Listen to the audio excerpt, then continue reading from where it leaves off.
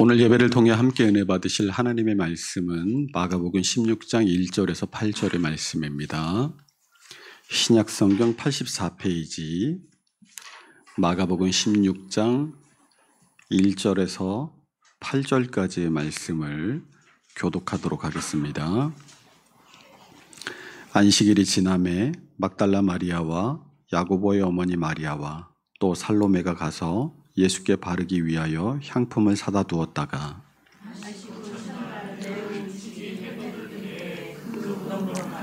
서로 말하되 누가 우리를 위하여 무덤 문에서 돌을 굴려주리요 하더니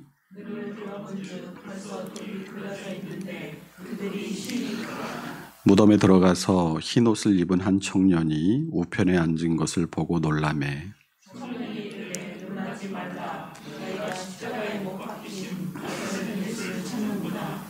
그가 살아나셨고 여기 계시지 아니하니라. 보라, 그를 두었던 곳이니라. 가서 그의 제자들과 베드로에게 이르기를 예수께서 너희보다 먼저 갈릴리로 가시나니 전에 너희에게 말씀하신 대로 너희가 거기서 배우리라 하라 하는지라.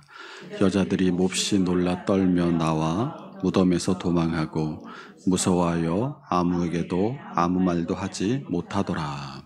아멘. 우리 주변에 있는 분들과 함께 인사했으면 좋겠습니다. 오늘 부활주일이니까 주님 부활하셨습니다. 함께 인사하겠습니다. 주님 부활하셨습니다. 할렐루야. 오늘 설교의 제목은 거기서 배우리라 라는 제목입니다. 오늘은 방금 말씀드린 대로 예수님께서 죽으시고 다시 부활하신 부활주일입니다. 예수님의 부활 전까지는 율법을 따라 안식일을 지켰지만 이제 우리는 율법의 완성이신 예수님께서 사망의 권세를 이기시고 다시 부활하신 부활의 날을 주님의 날로 기념하여 주일을 지키고 있습니다. 금요일 해가 지는 순간부터 토요일 해가 떨어지는 순간까지라고 말씀을 드렸죠. 막달라 마리아와 야고보의 어머니 마리아 그리고 살로메는 안식일 직전에 예수님의 무덤의 위치를 확인하고는 안식일이 끝나자마자 토요일 저녁에 향품을 사다 둡니다. 그리고 그날이 밝기를 기다려서 주일날 새벽에 해가 돋을 때 무덤으로 달려갔습니다. 그것을 마가복음 16장 2절은 안식 후 첫날 매우 일찍이 해 돋을 때에 그 무덤으로 가며라고 우리에게 알려주고 있습니다. 무덤으로 가는 세 여인들은 주님의 말씀을 믿지 못하고 세상 염려와 근심에 쌓여 있었습니다. 그것은 예수님의 무덤을 막은 커다란 돌 때문이었습니다. 마가복음 16장 3절입니다. 서로 말하되 누가 우리를 위하여 무덤 문에서 돌을 굴려주리요 하더니 주님은 이미 공생의 기간 동안 당신의 죽음과 부활하심에 대해 여러 차례 언급하신 바 있습니다. 최초의 언급은 사람들이 나를 누구라 하느냐라는 예수님의 물음에 베드로가 주는 그리스도시요 살아계신 하나님의 아들이십니다 라고 고백한 직후였습니다. 마가복음 8장 27절에서 31절을 함께 읽어보겠습니다. 예수와 제자들이 빌립보 가이사랴 여러 마을로 나가실새 길에서 제자들에게 물어 이르시되 사람들이 나를 누구라고 하느냐. 제자들이 여짜와 이르되 세례 요한이라 하고 더러는 엘리야 더러는 선지자 중에 하나라 하나이다. 또 물으시되 너희는 나를 누구라 하느냐. 베드로가 대답하여 이르되 그리스도시니이다 하매 이에 자기의 일을 아무에게도 말하지 말라 경고하시고 인자가 많은 고난을 받고 장로들과 대제사장들과 서기관들에게 버림바 되어 죽임을 당하고 사흘 만에 살아나야 할 것을 비로소 그들에게 가르치시되 이 예수님의 고난과 죽음 그리고 이 부활에 대한 예언은 여기 한 번에서 그치지 않았습니다. 마가복음 9장에서 귀신 들린 아이를 고치신 후에도 31절을 통해 이는 제자들을 가르치시며 또 인자가 사람들의 손에 넘겨져 죽임을 당하고 죽은 지 3일 만에 살아나리라는 것을 말씀하셨기 때문이더라라고 두 번째 순환을 예고하고 계시고, 또 마가복음 10장 33절에서 34절에서도 예루살렘으로 올라가시면서 함께 읽어볼까요?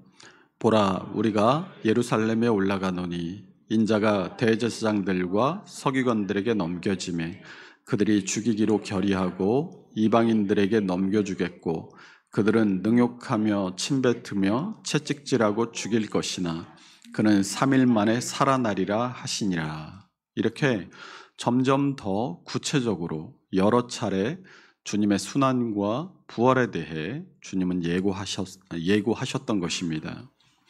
과연 주님의 말씀대로 예수님은 십자가에서 고난을 받으시고 죽임을 당하셨습니다. 그러나 주님의 예언은 십자가의 고난과 죽음에서 그치지 않았다는 사실을 우리는 잊어서는 안 됩니다. 주님은 당신의 예언대로 십자가에서 고난을 받으시고 죽으셨지만 죽으신 지 사흘 만에 다시 살아나셨습니다. 주님의 십자가 고난과 죽으심은 너무나 귀한 일임에 틀림이 없습니다. 그분의 십자가는 우리의 죄를 대신 지신 이 대속의 십자가였기 때문입니다. 예수님께서 우리를 대신해 십자가를 져주지 않으셨다면 우리는 여전히 죄인으로 영원한 죽음을 향해 밀려가고 있었을 것입니다. 그러니 예수님의 사역이 고난과 죽음에서 끝나버렸다면 우리가 예수님을 믿는 것은 아무런 의미가 없었을 것입니다. 이것을 고린도전서 15장 17절에서 19절이 우리에게 말씀해주고 있습니다. 우리 함께 고린도전서 15장 17절에서 19절을 읽겠습니다. 그리스도께서 다시 살아나신 일이 없으면 너희의 믿음도 헛되고 너희가 여전히 죄 가운데 있을 것이요 또한 그리스도 안에서 잠자는 자도 망하였으리니 만일 그리스도 안에서 우리가 바라는 것이 다만 이 세상의 삶뿐이면 모든 사람 가운데 우리가 더욱 불쌍한 자이리라. 아멘. 이 고린도전서의 말씀과 같이 예수님께서 다시 부활하시지 않으셨다면 우리는 여전히 죄 가운데 있을 것이고 주님을 믿는 믿음으로 죽은 자들도 멸망하였을 뿐만 아니라 천국의 소망도 없이 믿음으로 살고자 하는 우리가 세상에서 가장 불쌍한 자였을 것입니다. 이처럼 그리스도의 죽으심이 귀한 일이지만 부활하심이 없었다면 하나님의 구원의 계획은 실패로 돌아가고 말았을 것이고 우리가 예수님을 우리의 구원자로 믿고 고백하며 살아갈 수도 없었을 것입니다. 그러나 주님은 그분의 공생의 기간 동안 자신의 고난과 죽음뿐만 아니라 부활도 언제나 함께 말씀하셨음을 잊지 말아야 합니다. 그러니 이 여인들이 예수님의 말씀을 잘 새겨듣고 믿었더라면 이 여인들은 예수님의 무덤으로 향할 것이 아니라 부활하신 예수님을 만나러 갈릴리로 향했어야 하는 것입니다. 이처럼 믿음이 없이는 세상의 염려와 근심에 묶인 채 살아갈 수밖에 없습니다. 믿음이 없어 염려와 근심에 쌓인 채 예수님의 무덤을 찾는 여인들의 눈에는 믿을 수 없는 일이 벌어져 있었습니다. 어슴풀에 보이는 예수님의 무덤에 입구를 막고 있던 돌이 굴려져 입구가 드러나 있었던 것입니다. 마태복음 28장 2절에서는 예수님의 무덤을 막고 있던 커다란 돌을 누가 굴렸는가가 나옵니다. 함께 읽어봅니다. 큰 지진이 나며 주의 천사가 하늘로부터 내려와 돌을 굴려내고 그 위에 앉았는데, 바로 천사가 무덤을 막고 있던 돌을 굴려냈던 것입니다. 그런데 이 천사는 왜 무덤을 막고 있던 돌을 굴려냈을까요? 천사가 돌을 굴려낸 것은 부활하신 예수님을 무덤 밖으로 나오시게 하기 위한 것이 아니었습니다. 부활하신 주님의 몸은 실체는 있으시나 더 이상 공간의 제약을 받지 않으셨기 때문입니다. 요한복음 20장 19절 함께 있습니다. 이날 곧 안식 후 첫날 저녁 때에 제자들이 유대인들을 두려워하여 모인 곳의 문들을 닫았더니 예수께서 오사 가운데 서서 이르시되 너희에게 평강이 있을지어다. 이 같은 내용을 기록한 누가복음 24장 36절에서 37절의 말씀을 보면 이 말을 할 때에 예수께서 친히 그들 가운데 서서 이르시되 너희에게 평강이 있을지어다 하시니 그들이 놀라고 무서워하여 그 보는 것을 영으로 생각하는지라 라고 이 예수님께서 공간의 제약을 받지 않으시고 호련히 나타나셨음을 증거해 주고 있습니다. 그렇다고 이 제자들이 생각한 것처럼 예수님께서 실체가 없는 혼이나 영으로 나타나신 것도 아니었습니다. 누가복음 24장 38절 39절을 함께 읽어봅니다. 예수께서 이르시되 어찌하여 두려워하며 누가복음 24장 38절 39절 없나요? 제가 읽겠습니다. 예수께서 이르시되 어찌하여 두려워하며 어찌하여 마음에 의심이 일어나느냐 내 손과 발을 보고 나인 줄 알라 또 나를 만져보라 영은 살과 뼈가 없으되 너희 보는 바와 같이 나는 있느니라.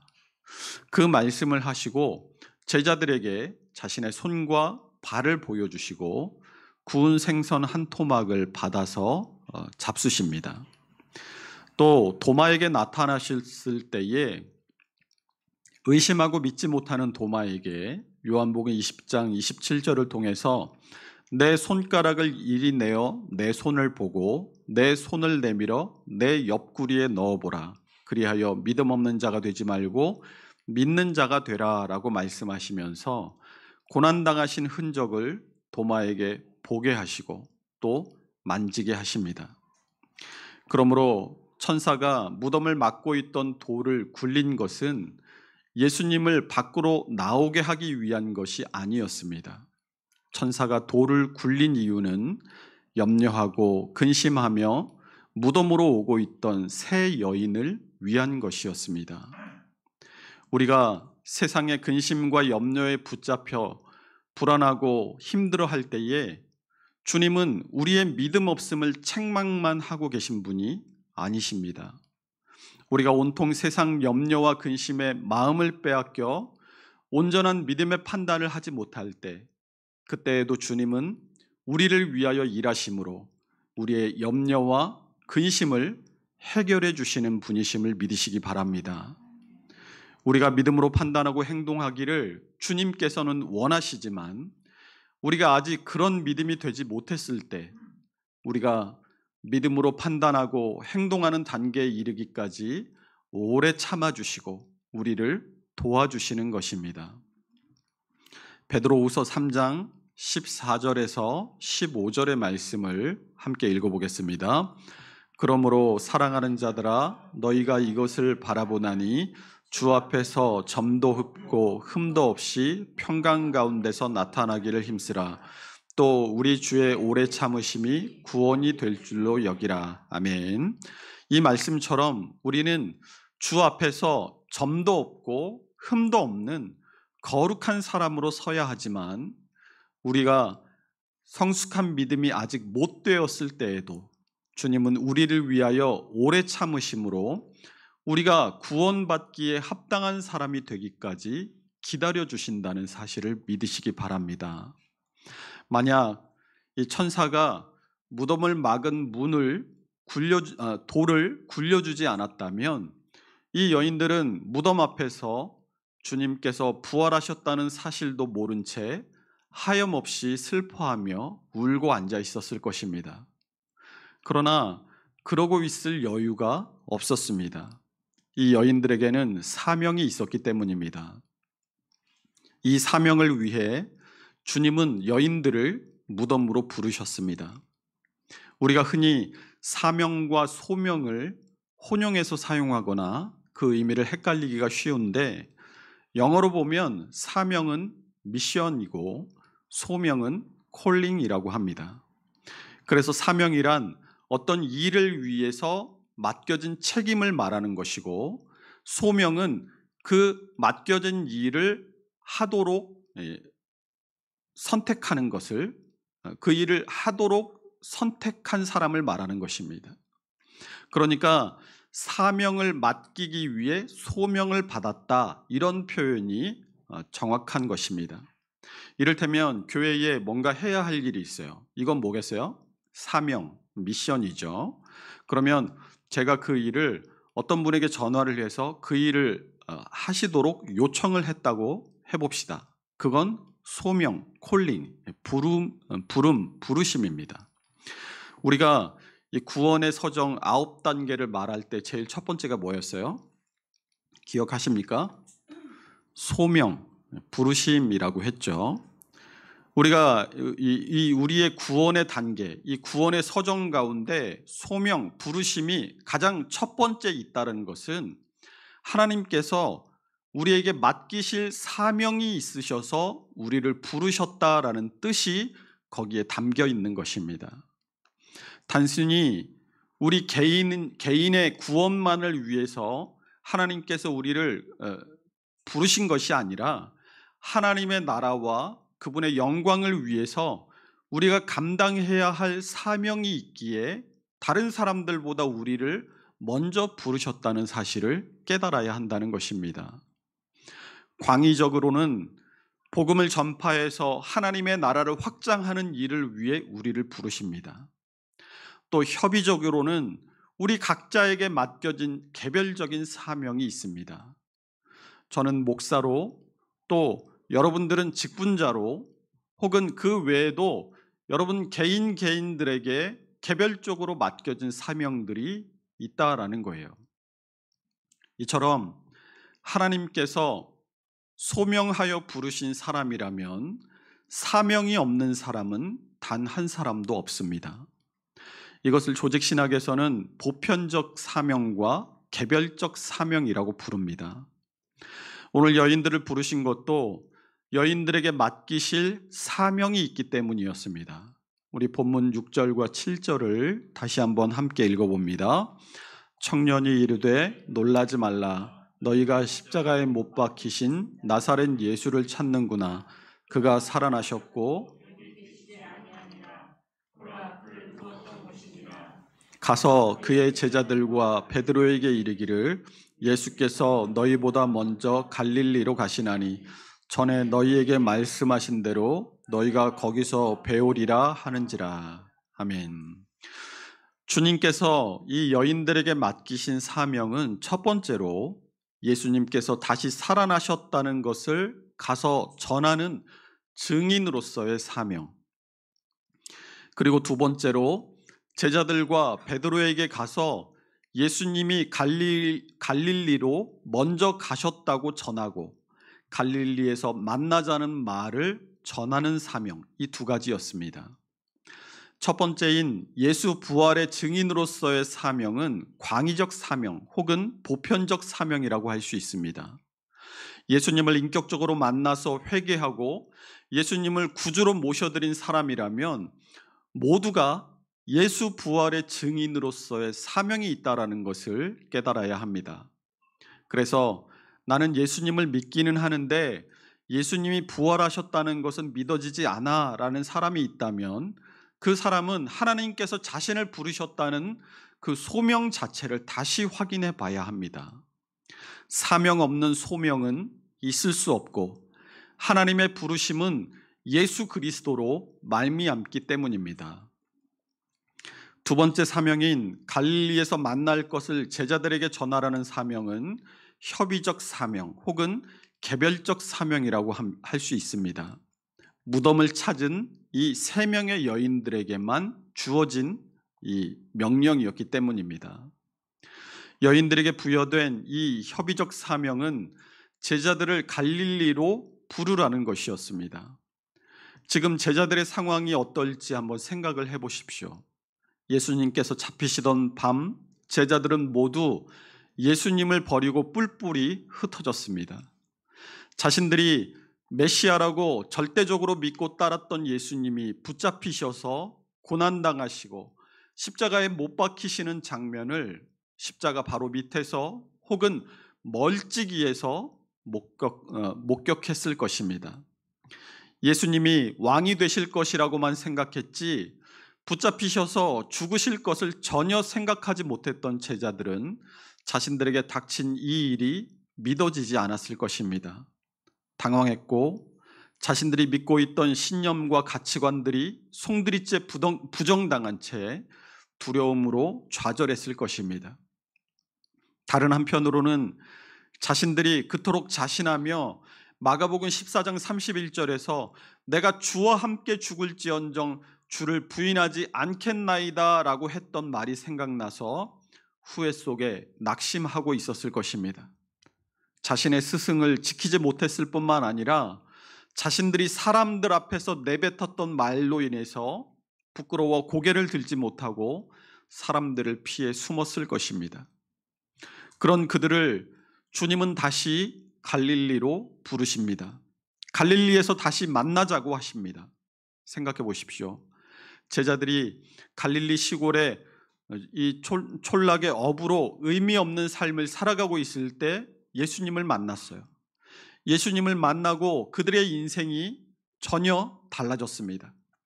주님은 그들은 마태복음 4장 19절에서 나를 따라오라 내가 너희를 사람을 낚는 어부가 되게 하리라 라고 부르심으로 물고기를 잡아 생계를 유지하며 살아가던 그들을 사람을 살리고 세우는 사명으로 불러주셨습니다.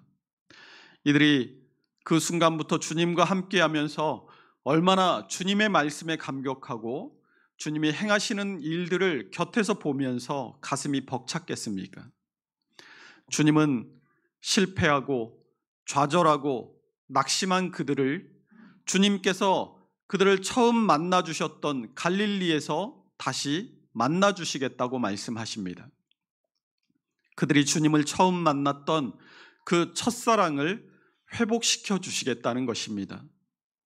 우리가 주님을 처음으로 인격적으로 만난 감사하고 기쁘고 설렌 그 감격한 그 경험을 첫사랑에 비유하고는 합니다. 우리가 누군가에게 처음 느꼈던 이 설레이는 첫사랑의 마음과 주님을 인격적으로 만나고 주님을 나의 구주로 모셔드린 그 일이 비슷한 느낌일 것이기 때문입니다. 인생을 바쁘고 정신없이 살아가다가 문득 내 인생이 다 타버린 재와 같다고 느껴질 때가 있습니다. 그럴 때 다시 우리의 가슴을 뛰게 하는 것은 우리가 잃어버렸던 젊음의 때를 떠올릴 때가 아닙니까? 우리는 다시 그 젊음의 때로 돌아갈 수 없지만 주님을 처음 만났던 그 첫사랑으로는 다시 돌아갈 수 있습니다. 내가 주님을 처음 만나고 주님을 나의 구주로 고백했을 때의 경험을 떠올리면서 그때 가졌던 마음으로 돌아가서 주님을 위해 살고 주님을 위해 죽겠다는 각오를 다시 회복할 수 있는 것입니다. 주님은 인생의 실패와 좌절로 절망한 제자들을 갈릴리로 다시 부르심으로 갈릴리에서 예수님을 처음 만났을 때 가졌던 소망과 기대로 다시금 제자들을 회복시켜 주시기 원하셨던 것입니다. 뿐만 아니라 주님은 제자들이 실패와 좌절로 잃어버린 사명을 다시 회복시켜 주시기 위해 갈릴리에서 만나자고 하십니다. 주님이 제자들을 부르실 때 사람을 낚는 어부가 되게 하겠다라고 부르셨습니다. 주님이 잡히시고 십자가에 못 박혀 죽으신 그 순간 제자들은 모든 것이 끝나버렸다고 절망했습니다. 예수님이 죽으신 순간 그들의 마음속의 사명도 죽어버렸어요. 사명을 위해서 자신들을 불러주신 당사자가 죽었는데 사명이 이제 와서 무슨 소용이란 말입니까? 그러나 주님은 다시 부활하셨습니다. 소명하신 주님이 부활하셨으니 주신 사명도 다시 부활한 것입니다. 주님은 그것을 제자들에게 알려주시고자 갈릴리로 그들을 다시 부르셨습니다. 사명을 다시 재확인하고 다시금 주님께서 맡기신 사명을 위해 살아가도록 제가 되어서 꺼져버린 제자들의 마음에 불씨를 살려주시려 제자들을 갈릴리로 부르신 것입니다. 또한 실패와 좌절로 후회만 남은 인생에 소망을 다시 주시려고 주님은 제자들을 다시 갈릴리로 부르십니다. 본문 7절을 보십시오. 가서 그의 제자들과 베드로에게 이르기를. 여러분, 베드로는 제자 아닙니까? 그런데 제자들을 부르라고 말씀하시면서 제자들과 베드로에게 이르기를, 따로 특별히 베드로를 콕 집어서 베드로를 말씀하세요. 왜 그러시겠습니까? 제자들 모두가 다 넘어졌지만 베드로가 가장 크게 넘어졌기 때문입니다. 마가복음 14장 29절 보세요. 베드로가 여짜오되 다 버릴지라도 나는 그리하지 않겠나이다. 베드로는 자신이 있었습니다. 그럼 베드로에게 예수님께서 뭐라고 말씀하셨어요? 30절 보세요. 예수께서 이르시되 내가 진실로 내게 이르노니 오늘 이 밤 달기 2번 울기 전에 내가 3번 나를 부인하리라. 예수님의 경고에도 불구하고 베드로는 더 확신합니다. 31절 보세요. 베드로가 힘있게 말하되 내가 주와 함께 죽을지언정 주를 부인하지 않겠나이다 하고 차라리 내가 죽겠습니다 하고 각오했어요. 그런데 어떻게 됐습니까? 주님께서 말씀하신 대로 주님을 부인하고 호르코스, 맹세하고 부인하고 카타멘 마티제인, 저주하고 맹세하고 주님을 부인했습니다. 우리가 마가복음 14장의 말씀을 함께 나눌 때 주님께서 베드로가 주님을 3번 부인할 것을 말씀하신 이유가 있다고 했잖아요. 주님이 베드로에게 그가 3번 주님을 부인할 것을 말씀하신 이유는 네가 인간적인 연약함 때문에 나를 부인하겠지만 그럼에도 불구하고 나는 너를 버리지 않고 반드시 너를 회복시키겠다라는 뜻이 그 안에 담겨져 있는 것이라고 했어요. 크게 넘어진 베드로는 주님을 도저히 뵐 낯이 없었습니다. 고향에서 그냥 다시 고기나 잡겠다는 그런 베드로에게 주님이 찾아오십니다. 요한복음 21장 3절과 4절을 함께 읽어봅니다. 시몬 베드로가 나는 물고기 잡으러 가노라 하니 그들이 우리도 함께 가겠다 하고 나가서 배에 올랐으나 그날 밤에 아무것도 잡지 못하더니 날이 새어갈 때에 예수께서 바닷가에 서셨으나 제자들이 예수이신 줄 알지 못하는지라. 바닷가에 서신 주님은 밤새 허탕만 친 제자들을 위해 조반을 준비하십니다. 그들의 지친 육신과 마음에 쉼을 주시고 그들을 위로하시고 다시 일어설 힘을 주십니다. 그리고 베드로에게 3번 내가 이 사람들보다 나를 더 사랑하느냐라고 물으심으로 크게 넘어졌던 그를 다른 사람들 앞에서 다시 일으켜 세워주십니다. 주님은 베드로가 누구보다 주님을 더 사랑했음을 알고 계셨어요. 더 사랑하는 사람이 더 다치게 되어 있습니다. 주님은 거기 있는 모든 사람들에게 누구보다 베드로가 주님을 더 사랑했음을 밝히심으로 그를 다시 일으켜 세워주신 것입니다. 크게 넘어졌던 베드로를 용서하시고 그를 다시 일으켜 세우시는 주님의 모습을 보며 낙심했던 다른 제자들도 새 힘을 얻었을 것입니다. 실패와 좌절로 후회와 상처만 남은 제자들은 갈릴리에서 그들을 다시 만나주시고 다시 불러주신 주님으로 인해 새롭게 된 것입니다. 우리 인생도 똑같습니다. 때로는 주님이 싫고 교회도 싫고 관계에서 오는 피로감도 싫고 그래서 주님을 떠날 때도 있습니다. 주님을 떠난 세상에서 내 마음대로 하면서 살면 인생이 즐겁기만 할 것 같지만 주님을 떠난 인생은 키 없는 배와 같아서 자기 자신조차 갈피를 잡지 못한 채 갈피를 잡지 못하는 마음에 이끌려서 이리저리 마음 둘 곳을 찾아 헤매다가 결국엔 다 타버린 재와 같은 인생으로 주저앉아 있는 나를 발견할 수밖에 없게 되는 것입니다. 그때 주님은 우리를 다시 갈릴리로 불러주십니다. 그리고 우리가 나는 이제 도저히 다시 돌아갈 수 없다라고 생각할 만큼 크게 넘어졌을지라도 우리를 다시 회복시켜 주십니다. 우리가 진정으로 회개하고 돌이키면 주님은 우리의 죄를 기억하지도 않으십니다. 사람은 자신의 기억을 지울 수 없지만 주님은 우리의 죄를 기억하지 않으시겠다라고 말씀하셨어요. 그분은 전능하시기 때문입니다. 이사야 43장 25절입니다. 나 곧 나는 나를 위하여 내 허물을 도말하는 자니 내 죄를 기억하지 아니하리라. 아멘. 그러므로 우리가 인생의 어려움과 염려와 근심 가운데 있을 때 부활하신 주님을 만나기 위해 갈릴리로 돌아가야 합니다. 내게 맡기신 사명을 다시 확인하기 위해서 갈릴리로 돌아가야 합니다. 우리가 잃어버렸던 주님과의 첫사랑을 회복하기를 원한다면 역시 갈릴리로 돌아가야 합니다. 소망 없는 인생도 갈릴리로 돌아가서 부활하신 주님을 만나면 새 소망을 얻게 될 줄로 믿습니다.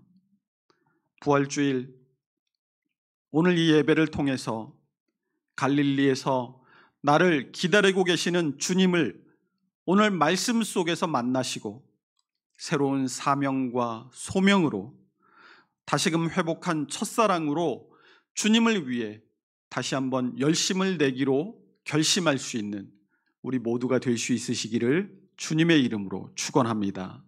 기도하겠습니다.